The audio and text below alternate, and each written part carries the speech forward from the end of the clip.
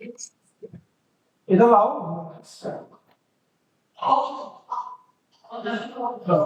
पीछे आ गई अरे ज्यादा जल्दी लगे चल चल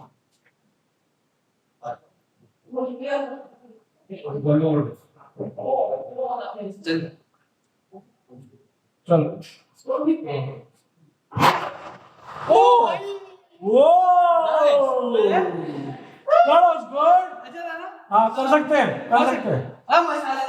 बच गया मरा नहीं तो ठीक ही है हो जाएगा बस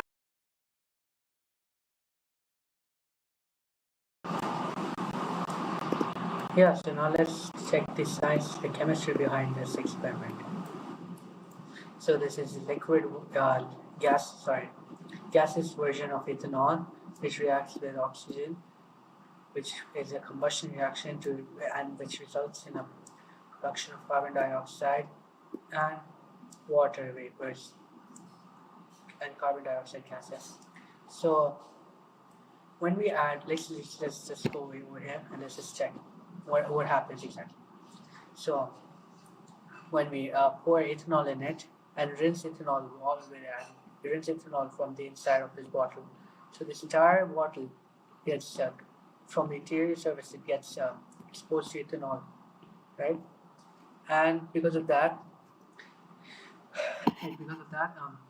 vapors start to form of ethanol because ethanol evaporates at a very lower temperature compared to other fuels. So yeah, and it's a very volatile liquid. So now because of that, because of those exposing it the surface to it, so it starts producing those vapors inside. And because assuming that this is a little open, this is an opening. Ignore the cap because there's a little opening, a small tiny one. So only a very minimal amount of volume of vapors can escape. So very little ethanol goes out for the time when we by the time we ignite it. So because of that, there's a lot of ethanol inside, and there's less room of escape, as you know. And now when I put my matchstick inside, so when it goes inside it, fire, because it's a gaseous form of ethanol, so it combusts very vigorously. So it's a very vigorous reaction, and because of that, all this vapor it just turns into fire. It combusts so rapidly, and because the pressure builds up a lot in it due to a very high amount of kinetic energy, molecules are really desperate to escape from this place. So they just find this route, this tiny room, and with a lot of high pressure, it just escapes out of it. And that's why you hear that big sound boom of the escaping products of carbon dioxide and water vapors. Yes, boom, you hear that boom sound. And also, it's really high, it's just fire and all, no? It's just really like because of the tiny room to escape. So yeah, that's the main side.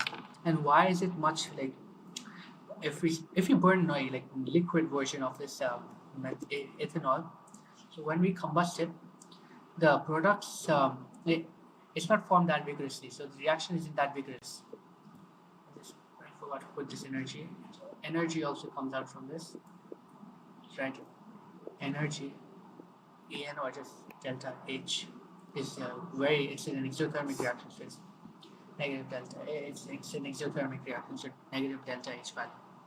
Now, when we burn liquid ethanol, so it doesn't react that vigorously because and why is that so? Because the gaseous version of ethanol has high surface area, high kinetic energy because they're gaseous particles, and less room for escape. Okay, yes, for this Whoosh bottle in itself, because like I explained you earlier, because of this less room for escape, so it just reacts very quickly.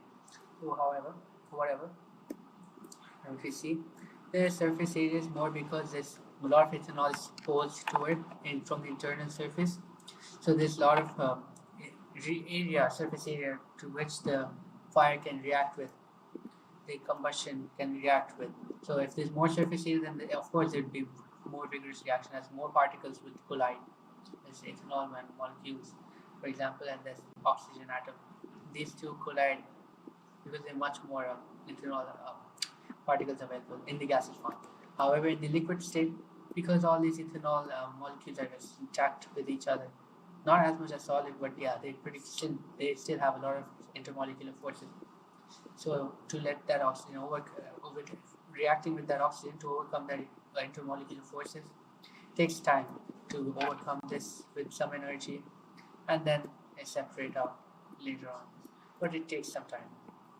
So high kinetic energy, of course, because these are gaseous particles, so they already have kinetic energy pretty much, and high surface area, like I said, and because of this less room escape, there's a lot of pressure built up. So yeah, that's all.